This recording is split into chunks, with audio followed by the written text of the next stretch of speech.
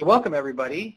My name is Chris Maxwell. I'm the coordinator of member engagement for the National Suicide Prevention Lifeline. This webinar is over law enforcement collaborations with crisis centers. We're extremely happy to have some amazing co-facilitators for this webinar. We're extremely excited to see how many people are on the webinar today. I think this is going to be a really beneficial topic for a lot of crisis centers. Really in terms of working with law enforcement, what those types of relationships might work with, how those types of relationships develop, and hopefully we'll be able to provide you all with tips and suggestions on how to go about doing that, or if you have those relationships already in your crisis centers, how to potentially strengthen them and improve them if that's something that you're looking into. So what I'll do next is go ahead and just briefly flash this disclaimer saying that that the views, opinions, and content expressed don't necessarily reflect the views of the Center for Mental Health Services and Substance Abuse Mental Health Services Administration or the U.S. Department of Health and Human Services. Now I'm going to go ahead and hand it off to our coordinator of best practices in suicide prevention, Shai Lewis. Thanks, Chris. Happy to see so many of you here today. And like Chris said, we are super excited about this topic, and we've brought a bunch of different speakers to you today to sort of illustrate several different ways that you can make a partnership of this kind with law enforcement a mutually beneficial experience for the crisis center and the law enforcement organization alike. So we have some great stories to tell, real-life examples of how this is working in different locations across the country. And I wanted to give you a heads up a little bit on who our speakers are. So our speakers today, first off, we're going to hear from a partnership that's existing in Indiana, and we have two speakers, a law enforcement person and a crisis center person from that partnership. First up will be Lieutenant Steve Kellogg, who's the Public Information Officer and Training Coordinator for the Hammond Police Department in Northwest Indiana. He leads hostage negotiation training, talks to the press, classroom trains, does field training, and he's going to tell you more about himself in just a couple of minutes. I also want to give Steve a special thanks for reaching out to the Lifeline originally about the possibility of sharing this idea on a wider scale and talking about it in this way, so thank you for that. Also, speaking about Indiana's partnership will be Sara Spruth. She's the manager of the Crisis Contact Hotline program in Gary, Indiana, which is the crisis center that Lieutenant Kellogg Monty, I'm listening to a webinar. Is partnered with. I'm listening to an NSPL webinar. There you go. Can you put yourself on mute? Thank you. So Sara, in her role at Crisis Contact, she does recruitment, screening, coordination, and supervision and training for the volunteers, as well as provides direct services. She's a member of several regional councils like the Northwest Indiana Suicide Prevention Council, Northwest Indiana LGBTQ Coalition, the Lake County Substance Abuse Council, and the Domestic Violence Sexual Assault Task Force. After we learn about Indiana's partnership, we're also going to hear from Sandri Kramer of Didi Hirsch's Suicide Prevention Center about their work in this area with law enforcement. Sandri has over 20 years of experience in suicide prevention and crisis center work and is certified through LivingWorks as Safe Talk and an Assist Master Trainer. She also provides training and consultation services to crisis line staff and lots of educational, human service, and law enforcement agencies training. She is currently a member of the Board of Directors for the National Association of Crisis Organization Directors. And then our last guest speaker will be Lisa Turbeville. She'll be talking about her center's relationship with one of their local police departments. Lisa's the program manager for the Resource and Crisis Helpline and Legal Services Program at Common Ground. They're a crisis center located in southeastern Michigan. She's been with Common Ground since 2000. She oversees their 24-hour crisis line, their chat and text service, and has 27 years of experience working in crisis intervention and mental health, beginning as a volunteer, close to my heart, on a local teen crisis line. Lisa serves on the Lifeline Standards Training and Practices Committee, and she's also on the Board of Directors for Oakland County Crisis Response and for Contact USA.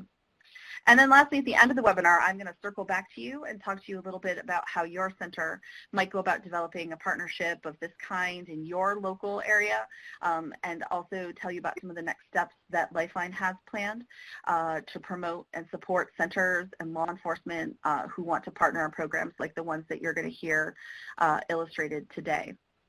And with that, I want to turn the mic over and the control of the PowerPoint over to our first two guest speakers, Lieutenant Kellogg and Sara Spruth. Thanks so much for being here. Hi, welcome. Thanks for having us here. We appreciate it very much. Glad to see everybody show up.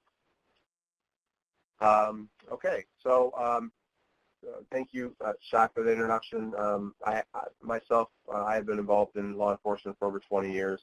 And a lot of different specialties and training and stuff like that.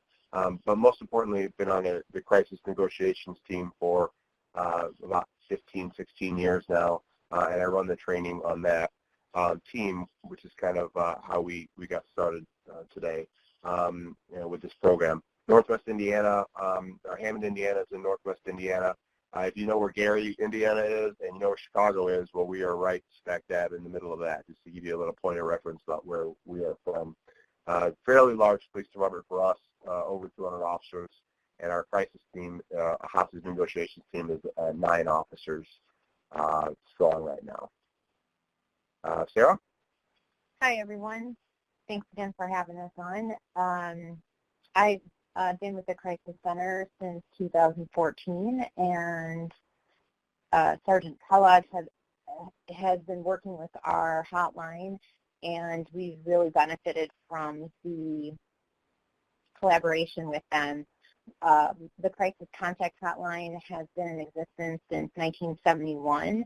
It started out as a volunteer line, and it grew from that and merged 2 other crisis centers together, and now we are also a member of the National Suicide Lifeline, and we are a really strong facility as we don't just answer our local calls, but we get them from around the state and also nationally as well, as you all know. So our collaboration with the police department has been really beneficial for both of us, and so we'll speak to that right now. Okay, so really quickly, we'll get through this as quickly as we can. This is basically just the how we got started. Is you know, as you're talking with law enforcement officers, if they would reach in, you know, I can tell you what they're generally doing as far as training the hostage negotiations team or their crisis negotiators, and that's basically they are doing a lot of role play. They're working with each other, talking back and forth over the phone with each other. They are probably doing some active listening drills and playing games or watching movies and things like that that are related. And that's really where a lot of law enforcement is as far as their training goes. So years ago, back in 2008, and I was driving down the highway to work every day, I looked up and I saw this, as you see here, this 273 Talk, the national number here, and I saw this on a billboard, and I thought, wow, that's really cool. These people, talk to potential suicidal subjects every day, and that's probably some great training. And half a second later, the light bulb went off, and about a minute after that, I was on the phone calling 273 Talk, and I was like, hey, of course, the first phone call is probably what you might get from your local agencies, which was, hi, just so you know, I don't want to commit suicide, but I want to ask you a question. So when I called, basically that's what I did, and they passed me through to someone locally and said, hey, you might want to talk to this local person in charge of our center, which happened to be in Gary, which I didn't even know about. And that's the thing, is a lot of local agencies, law enforcement, they may not know that a lot of these agencies exist in your area. So it's a really good outreach to reach out to them a little bit. Anyway, that's how it started. I got a hold of them, and I met with the coordinator for the first time, and she wanted to know what do we want out of it? What's the team goals? And I said, hey, you know what? We want to volunteer on your phone lines and receive some, we want to use that as our training every month if we can. And we weren't even sure how many times we would get to. At first we thought, okay, it might be once a year at Christmas we'll come in. But she wanted to know some things about us, obviously our knowledge of what our previous training was and things like that. And then pretty quickly she put me on the hot seat and put me on the phone and said, okay, well, let's see how you do. And of course right there to back me up the whole time, to back up the call if it didn't go well. The first call I had was the very first call on the line ever was a suicidal school teacher out of southern Indiana. And I was on the phone with him for 2 hours. He had the gun in hand. It was extremely something that in 12 years in dealing with hostage negotiations, you don't get very, very often where it's that real and that intense of a dealing with. As law enforcement, it just doesn't happen that often. So after that phone call, that we was able to successfully negotiate that, and we got him help and checked in. He checked himself in and to a counseling center, and it was just a pivotal point. So after that first call, I returned to the team and said, hey, let's go do this. I think you guys are really going to like it. We came in the holiday season, and we came back, and within an 8-hour day, each one of my 9 negotiators got several real life phone calls that they could handle, and they all walked out of that training saying, this was by far, sorry, Lieutenant, but this is by far the best training we've ever had, because it was real. It was real stress, it was real life, and they were helping real people. So we kept working on it, and we would volunteer more and more. Within a year or so, we actually extended it to every month. So that's where we're kind of at now. Is once a month we do training every month, and we'll do a PowerPoint and we'll talk about different topics. But the whole time that those topics are being discussed, the phone lines are active. And when the phone rings, we pause the PowerPoint, we answer the phone call, we deal with that situation. When it's done, we go back to our lesson. So that's how our team specifically runs. I know, I'm so excited. Unless it's a webinar about law enforcement working with. What's that? I think it was just some background noise. So far. Oh, okay. So quickly, let's couple of some of the benefits of our cooperation, and Sara's going to speak to you on this as well. But some of the things that from the law enforcement side we could see was that we really got to work. What we were used to dealing with was going to a scene, to a house, and we always had an option of if it didn't work out, we had our SWAT team there to back us up. And what we realized is, of course, we don't have that option over the phone, so it really helped us build our work on our rapport building skills and really work on our active listening and how to reach people. So that helped us out tremendously dealing with that. Of course, this extensive knowledge of available resources that any crisis center has, as you all know, was something that was never presented to us, and we had no idea of the amount of information that's been up there. Sara, can you talk about some of the things that you've brought to us? Because I can't even remember them all, but we've worked a lot with you closely on a lot of these classes. We've worked extensively to share our trainings together, which has been a huge resource for us, and in just the experiences that the officers are able to share with us too, through their stories. We gain a lot of reference from that too, but we've shared trainings on LGBTQ populations. We've done mental health first aid trainings, the different variations of them, adult youth. we've done our assist trainings with the officers as well. And then we've also specialized our trainings to specific topics like dealing with psychosis and how to respond to that when you are dealing with an individual one-on-one, and how to be able to assess what's happening, if they're, in what level or what type of psychosis they're in. We've had presenters come in to share information on Alzheimer's and dementia and lots of other various topics. And our collaboration on the training aspect, as well as being able to answer the calls together, we invite our volunteers in for these trainings as well. So we're sharing them with the officers and our volunteers.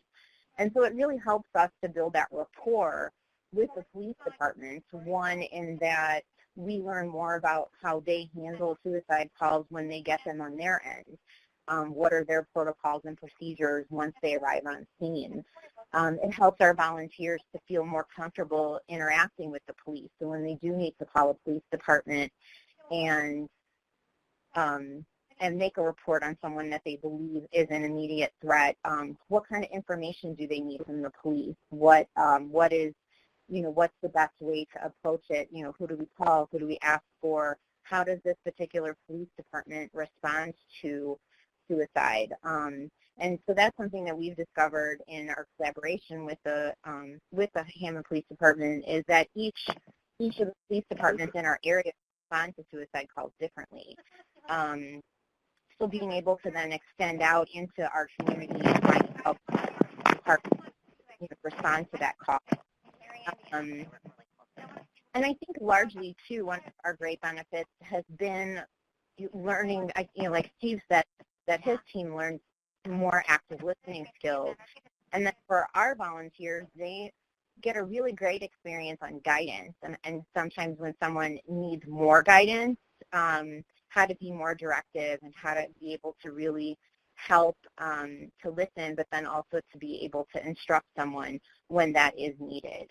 So it's been highly, it's been a real wealth of information for us, and the collaboration that it's created, not just for the hotline, but also for our crisis center is also a youth emergency shelter, and we have several other programs. So through our collaboration and working with the extensive group of officers, it also has helped to educate them on all of the different resources that we can provide to them so that we can be mutually beneficial to each other. And so that's been huge. Yeah, that's a good point, because you see in the last year, about the receiving the training and access to the different databases. That's just not just the databases that you have of like all the people that we can call in the community, and not just from this crisis negotiations team, but from all of our officers. So that's a really good point, because we don't really have, like, a lot of the officers in your neighborhoods, wherever you are located, probably don't know of all the different services you have. I know I was really, like, all these different classes. Now the Crisis Center has come, and I invited them in to teach our police department so many different things that have very little to do with necessarily the crisis line. So it's really, if you want more exposure to law enforcement for any part of your facility, if you have more than just the Lifeline, it's a very good exposure for that. Some of the other benefits I know that we got to is you gave our new negotiators, we might get 6 or 7 call-outs in a year that we're actually going to, and it's a hostage barricade situation, or it's a suicidal barricade, suicidal subject dealing, and for a new negotiator, if they get on that phone line once in a year, that's about the only time they're actually going to deal with that. Or here, they're getting on the phone, and we can say, hey, this 4-hour block is all you, new negotiator, and they'll get 5 or 6 or 7 of these in a 4-hour block, which is something that's really great for your law enforcement to be able to practice with you. Of course, our seasoned negotiators will stay practiced during the dry spells, and then we just get on. It really helps us just get our confidence in dealing with these situations more. The more you deal with them, the better you're going to get, of course. One of the things that we also do, too, when you talk to your law enforcement, is that we do a lot of things that you would do, you just call them different things. Like we have big boards all over the place, and we'll write different highlighted things about all over that talks about our person's name and what they're maybe in hostage situations, what their demands are, and what kind of weapons are present. But we look at all these things, but we still use our boards, and we still use different positioning for the phone lines and all our different technological equipment, our throw phones and things like that. We use all that while we're using, just like the phone call is an actual call out. So it really helps your police department get to use their tools all the time, the tools of their trade all the time. And I'm just speaking from the law enforcement aspect of this. So we'll definitely get a lot more in just one 4 to 8 hour session. We get everybody on the phone. One of the questions here from Ms. Wick here was, what differences do you see between the crisis line training for suicide callers, and your own training for suicide interventions? And I think one of the biggest differences is that you have to rely, as you all know, you have to rely on yourself to handle the situation. And it's very difficult for law enforcement that goes in and says, okay, it's to the point where we can't get any further.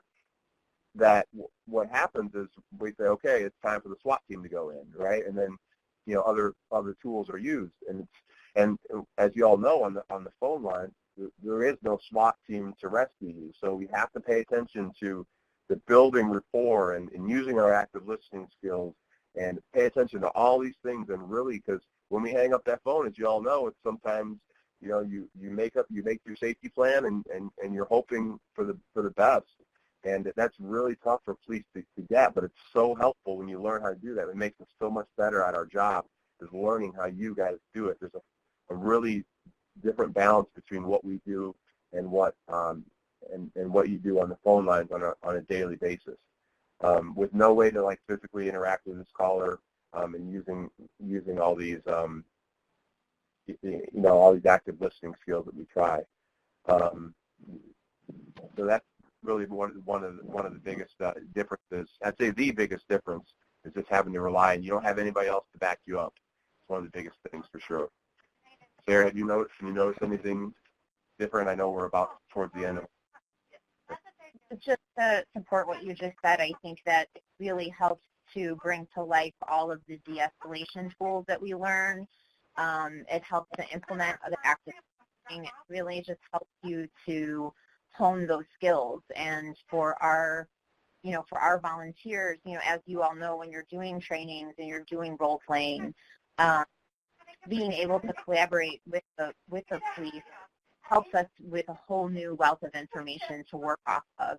And so we really do learn a lot from each other on those tools of de-escalation, tonality, and verbal skills, and how do you work with someone to bring them down from where they're at. So it works well. And I can tell you, since we've been doing this for the past few years and reaching out, I'll tell you that your law enforcement is going to be very receptive to the idea, because we have gone to conferences to present to law enforcement officers, the hostage negotiators from across the country. And when we go, there is always there's a line that want to say, hey, how do I do this? How do I reach out? How do I do this in my neighborhood? And some resources in the areas will actually come out too. And we've learned that there are other people that were doing this. We've worked with Didi Hirsch out in California when we did some stuff. So we know I can see the law enforcement side, they really grab onto this, and they want to do this. They realize how good beneficial it can be to them. And just to add, it's also been a doorway into getting resources and officers that may go out on calls. And it's time for them to walk away from that situation. They can also leave a card that says, if you need to talk to someone, here's a number for the hotline, which is a really great resource tool, and it's an excellent next level of support for that person as well. So this is our contact information. If you guys want to screenshot it or something, this is my email and phone number, and then Sarah's as well. So you're welcome to send law enforcement, or crisis workers my way. or Sarah's way too. We'll be glad to answer any questions that they have, or you guys as well after the webinar. Just get a hold of us, and we'll be glad to show you and share with you what we've done so far. And we hope to really spread this program. It's been so beneficial, and it's been so great that the national program is taking place, and the Suicide Prevention Lifeline has been willing to grab onto this and run with it, and we're really happy with that. Chris and Shai? Yeah, thanks so much, Steve and Sarah. And it's really just amazing to hear the level of contributions that you all shared with each other and how you worked with each other on really specific things and bringing in new items for each program. So that was just that was really, really great and inspiring. So thank you both. Before I move on to Sandri, I want to remind everyone that if they're not presenting and they're on the conference call, to please go ahead and mute your phone.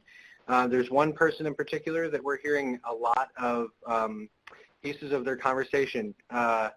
So just wanted to remind everyone of that. And now I will move on to Sandri. Sandri Kramer comes to us from the Suicide Prevention Center at Didi Hirsch. And we're really excited to hear a lot about their program and how they work with law enforcement. Sandri, you want to take it away? I will take it away. I hope I can match or welcome that excitement. I'm sure it's Chris.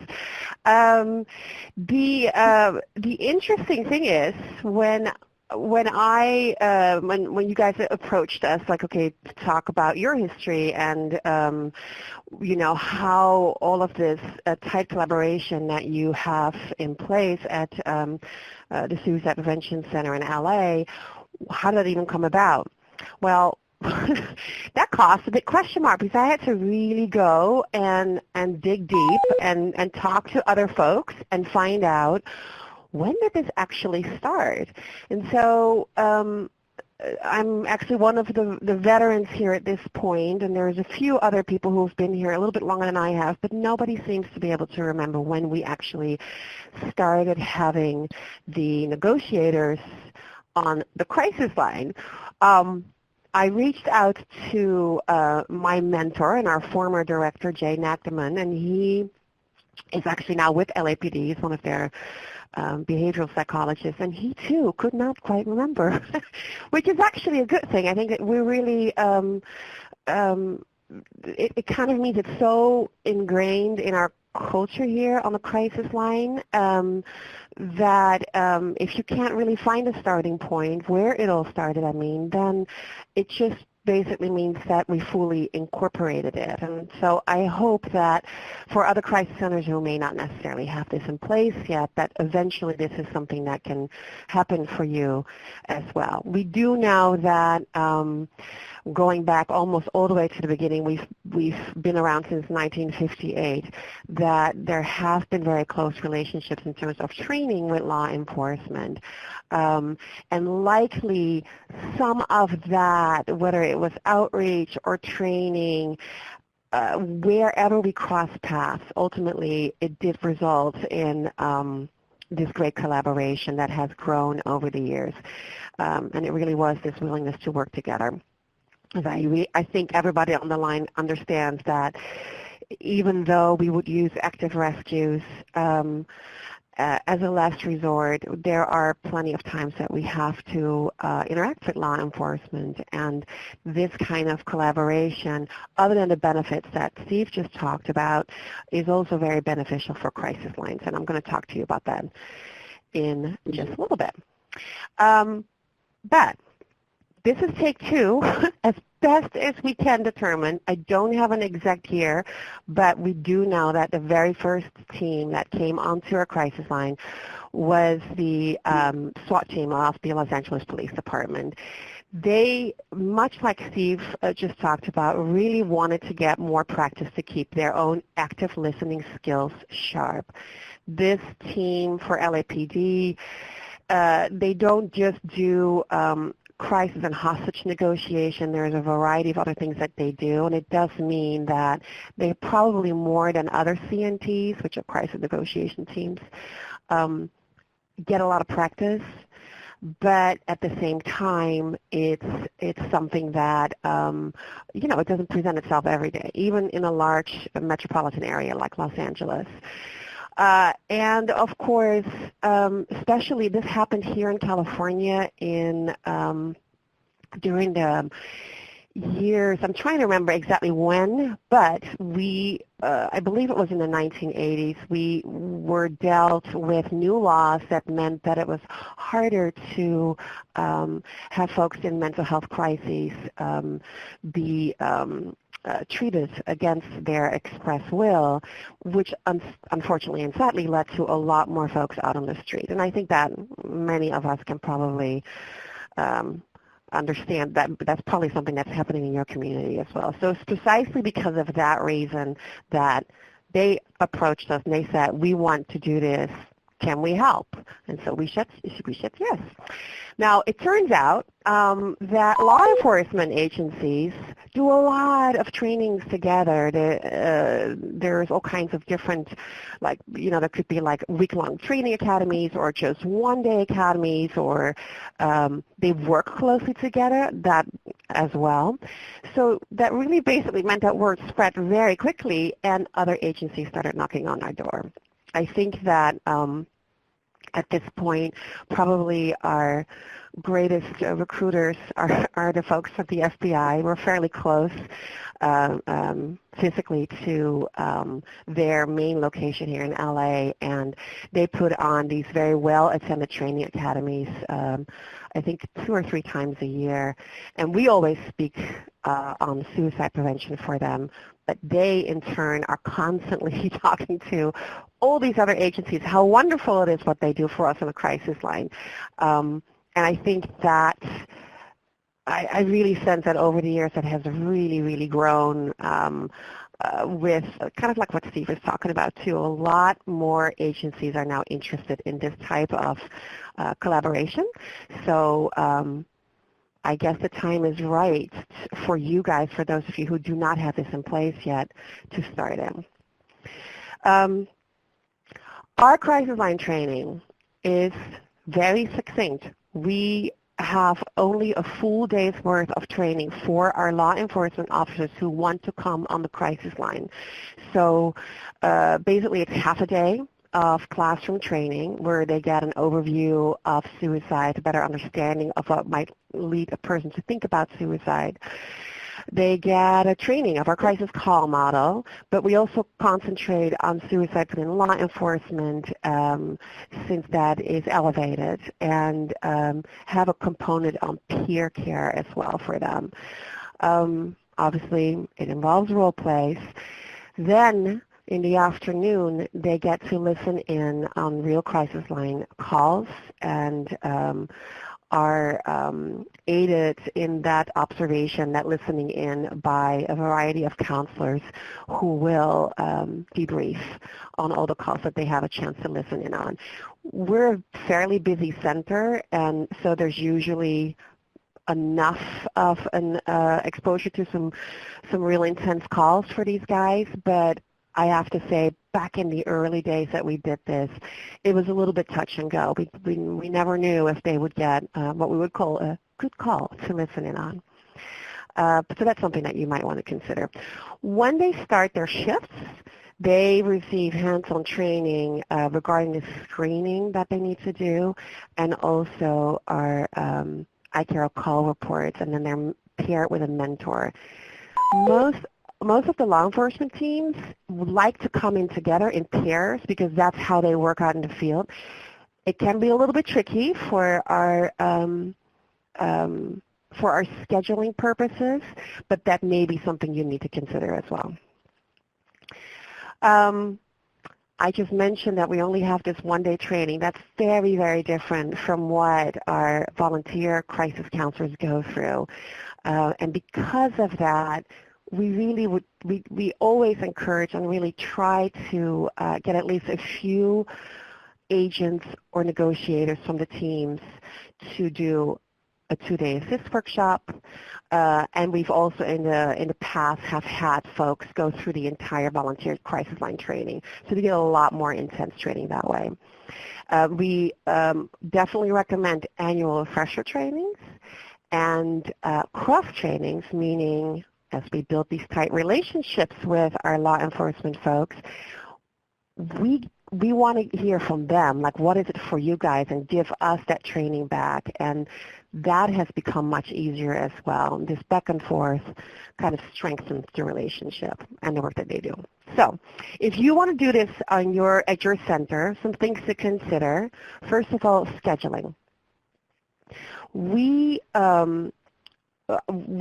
Most of our crisis line counselors that are volunteers are committed to once a week, which is a 4-hour shift, right? But of course, the larger teams, the negotiation teams, they rotate, so they won't necessarily do that. We've had some issues sometimes with consistency. It can always happen. Their job comes first. You're ready for them. You're counting on them. You're very busy, and you get a call, and they're like, sorry, we have a call out. We're not coming in. Always something to keep in the back of your mind is you schedule them. Some teams are more prone to that than others, we've discovered over the years. In terms of quality assurance, again, because they don't have the same type of training and they're not as enveloped in crisis center culture, I definitely recommend that you regularly review call reports, do that silent monitoring that we have on our crisis line as well, and things like that to make sure that you may need to make adjustments. The same is true for when any changes happen in your center. Again, because they're not there as frequently, there may be some struggles for adjustments if those are, if they're happening within your center. And you have to keep in mind sometimes we tend to forget, oh yeah, we have a separate group of folks and they have to do their thing. So we need to go back to them to make sure that they get them. It's important for both the law enforcement staff and the crisis line staff that they understand what their roles are and how they are a little bit different from other crisis line staff. The most important thing is that last bullet point there is please make sure you have a point person. I was a crisis line director for many years, and I have this great love of working with law enforcement people, and so I've taken this on as one of my specialties, and that's really, really helpful. If there's scheduling issues, if there are training needs, things like that, I would highly recommend that. And then you also need a point person, a sergeant or whatever on the other side to discuss some things if they come up when it comes to QA or training needs and things like that. That's very important. You need to have an advocate because there's always going to be some team members who may grumble a little bit. Here in LA, traffic is a huge issue and they're like, I don't want to drive all the way over to the crisis center. So those kinds of things are important to keep in mind if you start a thing like this. The one other quick thing that their commitment makes sure that the agency, the involved police department, is indeed committed to provide this for their officers, because if not, then you're not going to be able to maintain it. Just quickly where we are now. These are just some of the teams that we currently have on our crisis line. Starting with LAPD SWAT, I have to say probably our FBI negotiators are our most consistent team. But we also have negotiators from Burbank and Glendale and Long Beach. And we started about a year ago, Homeland Security. They now have a negotiation team as well, and they're on our lines. And there really are quite a few more. Too many to list here. Please know that this is a little bit unusual that we have that many teams at this particular center, which is surrounded by quite a large number of law enforcement entities. LA County has more than 80 different ones. And that's really tough, especially when you're a Lifeline center nurse. It's encouragement to follow up, to find out what happens after an active rescue and things like that. It's very difficult to do that when you're in a very highly densely populated area as we are. And it's just not really possible to have formal MOUs with all these different entities. But this collaboration, it's sort of like it builds a lot of confidence in the different places that the different agencies that we're dealing with, and word spread.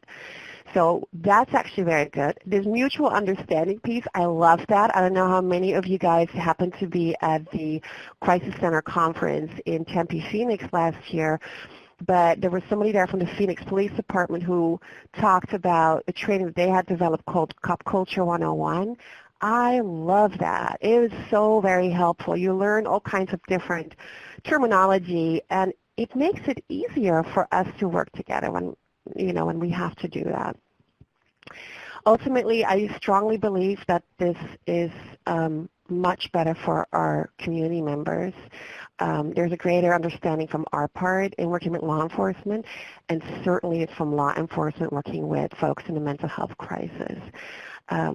I just cannot underscore enough how great those benefits are. They're very, very good. There's much more to say, but I think my time is up. One thing I do want to say is that besides having people on the crisis line, we have a very robust law enforcement training program, and so we may have a one-day training for them coming in here.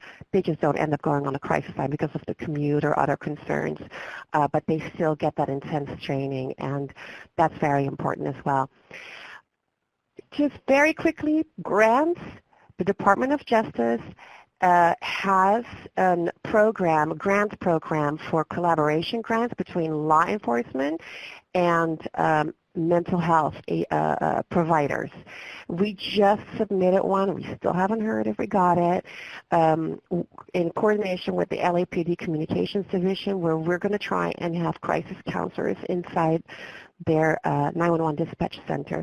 I can guarantee you, whether or not we get the grant is besides the point, but I can guarantee you, had it not been for our long-standing, carefully built relationships, we wouldn't even have gotten to that point. So there's tons of benefits, but I'm out of time. If you want to know more, I'm more than happy to give you, answer all your questions, give you what else you need to know, and my email is right there. Shai? Thank you so much, Sandri. And really quickly too, you just mentioned one of the conferences that you've been at, and I seem to remember there's another conference maybe coming up in Buffalo here soon. Yes, you might be right. So for those of you who have not, I'll put a little plug in for that because it's put on by NASCOT, and I'm on the board of NASCOT and Contact USA, and Lisa, who's coming up next, is representing that, and this year it's in Buffalo in October, and tomorrow is the last day for early registration. So if you're interested, we have an excellent program, and there will be some law enforcement talk there as well, collaboration. Awesome, thank you. And people can reach out to you with questions about that, or they can go to, is it nascot.org, I think? Yeah, nascot.org has all the conference information on it. Awesome. Thank you so much. It's really, again, it's just inspiring to see the breadth of experience and work and wisdom that you and the Suicide Prevention Center have put into establishing these long-standing relationships, and then the fact that it's spread so far geographically and with so many different other organizations in the community. So it's just really cool to see that kind of work itself out, and then all the little pieces that make it continue to work and maintain it in such a unique way. So thank you, Sandri. And up next, we have Lisa Turbeville from Common Ground in Michigan. Lisa, you're up. Thank you, Chris and Shai. So with respect to time, I'm going to go through this a little quickly so that we allow time for questions. Our experience has been very similar to what Steve and Sara and Sandri have described, so I will try not to be redundant. Back in 2003, a local police department, Southfield, here in Michigan, contacted us. One of their officers had attended a conference and learned about somewhere else in the state where a local crisis center was working collaboratively with negotiation teams. So they reached out to us, and we had to design a training for them because our training for staff and volunteers is 96 hours, which they obviously cannot commit to. So we worked with them and we designed a 2-day training, which we have now condensed to 1 day. So they went through our crisis intervention training, and now they volunteer on our crisis line once a month answering calls. We've had some of the original officers that are still with us. It's been over 14 years, which is really, really cool to have that. Our program has been very successful. Collaboration has been wonderful with them. They've learned about all of our programs and services, and they've taught us a lot too. We've trained over 15 officers, 15 officers that regularly volunteer on the crisis line. And then they're all supervised by our staff, and they work alongside our crisis volunteers. So they all have a good relationship with them as well. In our training, we teach them how to intervene amid a mental health crisis, help them identify some signs and symptoms. We do some role playing with them. They also do, they observe on the crisis line before they take their own calls. They listen to calls. And then all of their calls, of course, are listened to by staff, and we provide coaching and guidance for them.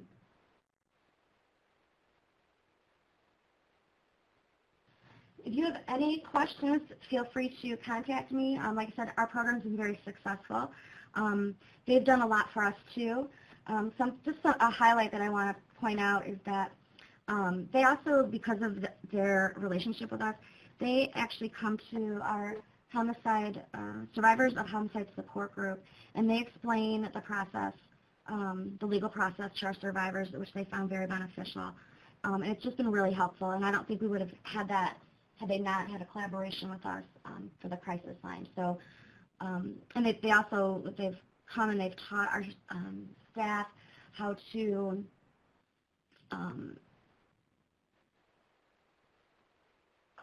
we have an emergency psychiatric program. So they have provided training to our staff on how to safely search someone. So they provided us with a lot of great information too, as well as what we've been able to provide for them. And I think the one thing we've noticed the most of our differences is that we teach the officers the importance of reflecting feelings and remind them to tap into someone's feelings, and then they teach us how to get the pertinent information that we somehow never can get very well, but they have this amazing way of getting all kinds of information. So that's been really, really nice to be able to tap into. So thank you. Thank you, Lisa. That's great information. And what I really like is that what we've heard so far today is so many, there's a lot of similarities between what Steve and Sara talked about, what Sandri talked about, how Lisa shared about their relationship, and yet each program has developed so uniquely and locally to both the center's needs and to the needs of the law enforcement organization that's working with the center, and that each are getting that it's a very two-sided relationship. Each side of the relationship is getting something really valuable to their team out of this partnership.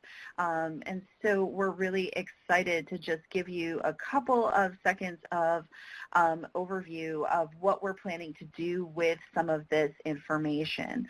So just giving you a couple of quick points that we've thought about so far as we've collaborated with our different speakers that might be helpful for you at your centers in creating some local collaboration. First, you have to figure out how to have that contact person. Sandri talked about that. Who's the person at your center, but also who do you know in your local law enforcement organizations to reach out to? Who's your contact person? If you don't already have one that you've been working with around your center's regular outreach to law enforcement, start to identify who that person might be. A public information officer is often a good contact to put you in touch with the right person. So think about who that is, and then think about those initial discussions and make sure that these mutual benefits that we've talked about are sort of laid out so that if you're approaching your local law enforcement organization, make sure that they're getting a clear list of what the benefits could possibly be. And we're going to work on laying those out for you, not only from what you heard in the webinar, but we're going to work in laying those out for you in a document that we're going to publish at some point very soon on the Network Resource Center so that you'll have that to use. When you are creating that proposal or work plan to work together, they talked right away, each of our speakers talked a little bit about goals, right, and making sure that those goals are clear. So if you're the center that's approaching the law enforcement organization and you have their interest, the next step would be to create that sort of work plan, write down those specific goals that you want to accomplish, invite them to contribute the goals that they want to accomplish, make sure that there are roles for staff on both sides of the fence, and make sure that things are clear there. Make sure that there are some evaluation measures in place so people can feel that there's accountability and that you can promote the effectiveness or make adjustments if you're feeling like the program isn't as effective as you had hoped it would be. So make sure you have some measures in place in your work plan. Think about a reasonable timeline, maybe something that's centered around your current volunteer training, the scheduling like Sandri talked about. So sort of think about what works for your center and also what works for the law enforcement organization, and include that in the work plan and have that be part of that initial negotiation. If there's any kind of exchange of funds that happens that's necessary, make sure to include that in any kind of arrangement that you put together. We're going to be talking, again, more with these folks. We've put together sort of a draft, but we're going to be inviting some of these folks with experience that we've brought to you today to help contribute a little bit more to this one-page document. We're hoping to keep it real brief. We could put out some additional information later, but we want to have some real brief things that you could take kind of as a talking points or an elevator speech to work with that's going to outline those benefits more clearly and some of the steps involved that you could take in creating a partnership. We're also looking to put together maybe some video testimonials from law enforcement folks and crisis center folks about the benefits and what they've gotten out of these kind of partnerships that then could be used as promotional tools for this kind of partnership that you could share. And then we're also going to be working with Lieutenant Kellogg a little bit more on how we can do some opposite side of the coin outreach. We're doing some outreach to Lifeline centers today, sort of letting them know that this could be a beneficial type of partnership to develop, but we're also going to be doing some outreach to law enforcement agencies in terms of letting them know that there's all these crisis centers out there and how beneficial the partnerships have been. So we're going to be working to put some promotion out on the other side of the fence and share both ways. So don't be surprised if we're effective that you may find some law enforcement agencies reaching out to you as your local crisis center.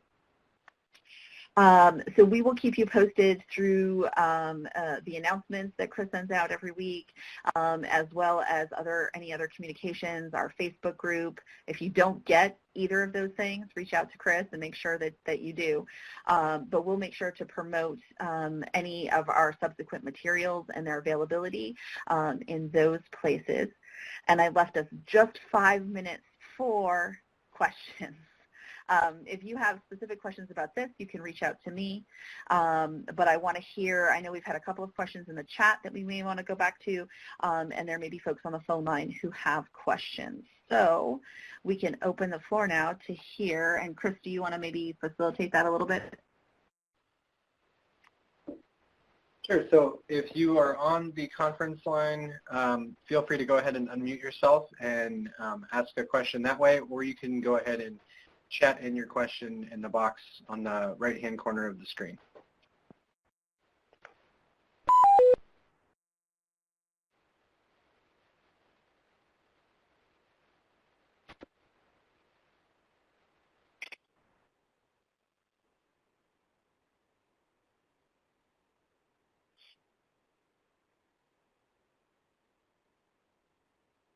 All right, well, if nobody has any questions, well, okay, it looks like a couple people might be typing questions, so we'll give them just a second.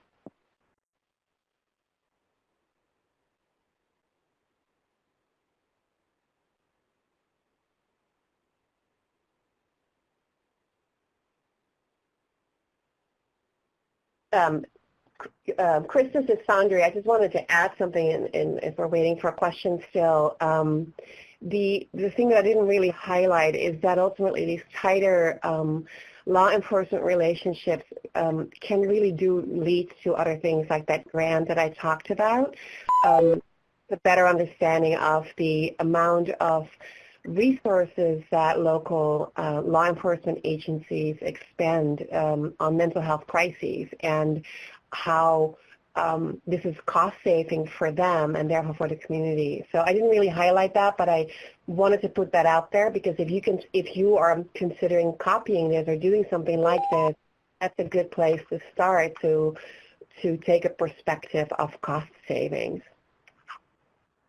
That's a really, really interesting point, Sandri, and I think too, I mean, showing the level of collaboration that you're willing to have with different types of organizations in the community can go a long way in showing funders, possible funders, how well you work with other agencies, and just a lot of different really positive aspects of your agency's willingness to do those types of things. So yeah, leveraging these kinds of relationships for funding is a really, really great point.